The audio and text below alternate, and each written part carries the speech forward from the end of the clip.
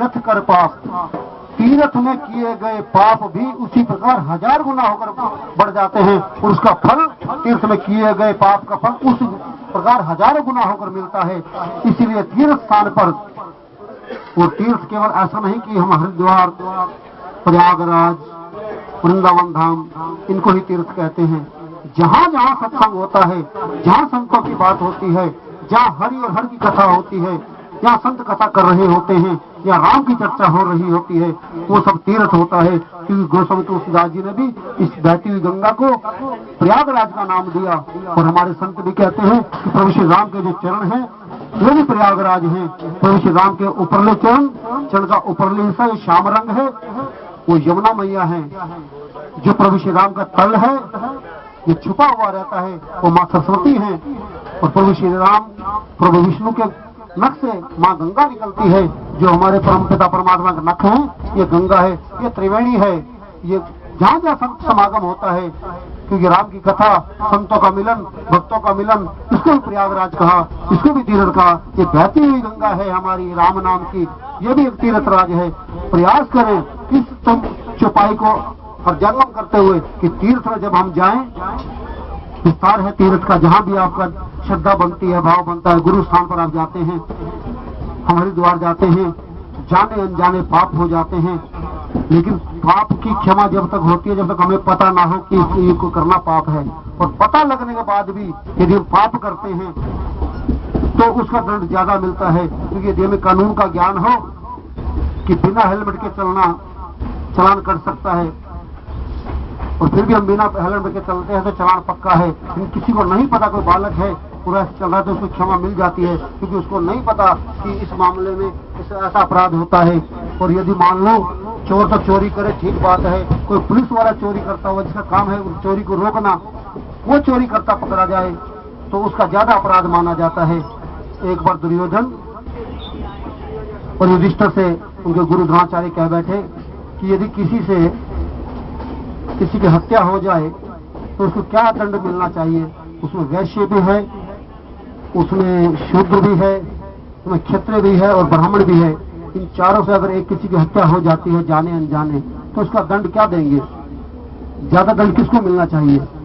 दुर्योधन ने कहा कि मैं ज्यादा दंड तो शूद्र को दूंगा।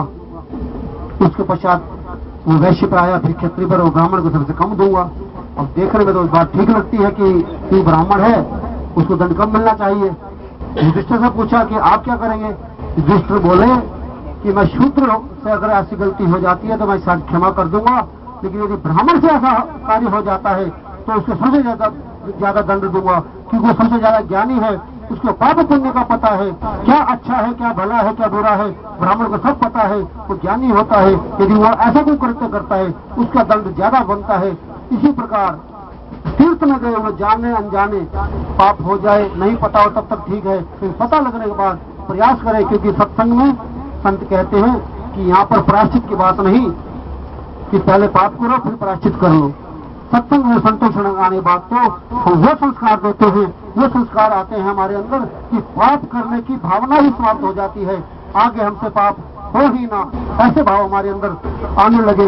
एक बार जो गलती होगी उसे क्षमा मांग ले तो क्षमा हो जाती है। यदि भाव से क्षमा मांगी जाए उसके पश्चात प्रयास करें कि जीवन में और विशेषकर ऐसे स्थानों पर जहाँ पर राम कथा हो रही हो, हरि और हर का गुणगान हो रहा हो, संत गुरु के प्रवचन चल रहे हो या तीर्थ यात्रा में आप कहीं गए हो तो वहाँ पर बुरी आदतों को छोड़कर जाएं, वहाँ कोई ऐसा अपराध ना हो जाए।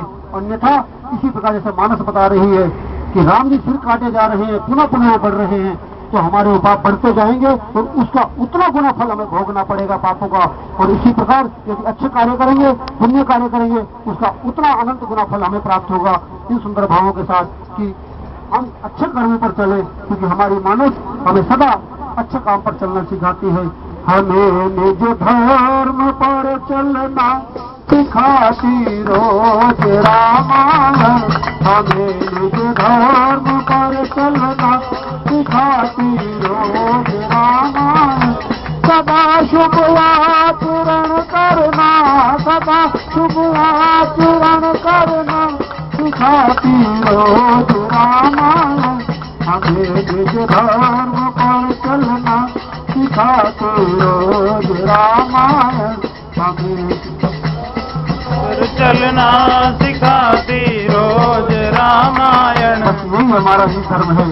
जो जिम्मेवारी हमें मिली है, पिता के धर्म पर है तो पिता का धर्म हमारे से ईमानदारी से निभ जाए, पुत्र के धर्म पर है तो पुत्र का धर्म निभ जाए, कहीं ऑफिस में है जो भी हमारी जिम्मेवारी हो ईमानदारी से निभ जाए। यही हमारा निज धर्म है। ईमानदारी से अपने जीवन को चलाते रहें। परम पिता परमात्मा हर जगह से हो करता है। और कल बसंत पंचमी का पर्व है, माँ सरस्वती की पूजा होती है। जिन जिन घरों में, एक छोटी सी बात कहता हूँ, अपनी वाणी को विराम दूंगा, जिन जिन घरों में छोटे बच्चे पढ़ने वाले हों उनके लिए मंत्र है, अगर जिससे हो पाए प्रातःकाल उठे, बालक को नहलाएं, सोना भूषण कोई भी ले ले, घर में जो भी हो, कान की बाली हो, कोई भी चीज हो, और शहद, शुद्ध शहद हो, जीवा पर उस बच्चे के, पढ़ने वाले बच्चे के मुख पर भावना रूप से ओम या राम जो भी लिखा जा सके ओम लिख दें। उसकी जीवा पर प्रातःकाल नहाकर संस्कार सहित, भाव सहित माँ सरस्वती को याद करते हुए ओम नाम का उस जीवा पर आप अंकित कर दें और माँ सरस्वती को तो पीले पुष्प चढ़ा पाए तो हो सके, नहीं तो इतना तो आप कर ही लेगी शहद से बच्चे की जीवा पर सुहान का भूषण से ओम या राम जो अब लिखा जा सके भाव से उसको लिखें। आप देखेंगे भाव से यदि आप करेंगे तो उसका परिणाम आपको वर्ष में प्राप्त होगा। वो बच्चा ज्ञानी बनेगा, उस बच्चे पर माँ सरस्वती की कृपा बनी रहेगी। ये माँ सरस्वती की, क्योंकि बिना सरस्वती से न हमें बुद्धि मिलती है, न वाणी मिलती है। और ये वाणी हमारा चिंतन प्रदर्शित कर देती है, मुख से निकला हुआ कि शब्द कि हम क्या हैं, कैसी वाणी मुख से निकलती है, हमें सम्मान भी दिला देती है, हमारा क्या से क्या करवा देती है कि हमारी ये वाणी शुद्ध रहे, पवित्र रहे, वाणी से किसी का हिंसा ना हो, किसी का दिल ना दुखाए, ऐसे सुंदर भाव। और हमारी कोई विद्या भी हो तो दूसरों कल्याणार्थ हो, दूसरों का कल्याण हम कर पाए, तो सुंदर भाव बसंत पंचमी पर भी हमारे जीवन में आए, ऐसा हम कुछ कर पाए कि हम समाज को कुछ देकर जाएं और अच्छे भाव हमारे जीवन में आते रहे, तो संस्कारों पर हम चलते रहे, चरित्रवान हम बने। इन सुंदर भावों के साथ मर्यादा पुरुषोत्तम राम के चरणों में नमन करता हुआ और आप सबके चरणों में नमन करता हुआ, और किसी प्रकार की त्रुटि रह गई हो, जो बात अच्छी ना लगी हो, उसको मेरे पास वापस कर देना, बता देना। प्रयास करूंगा कि ऐसे आगे से वो बात ना दोहराई जाए जिससे किसी को चोट पहुंचे, तो देखिए क्षमा याचना। तो के लिए आप सबका बहुत बहुत धन्यवाद। जय श्री राम, जय श्री राम, जय श्री राम।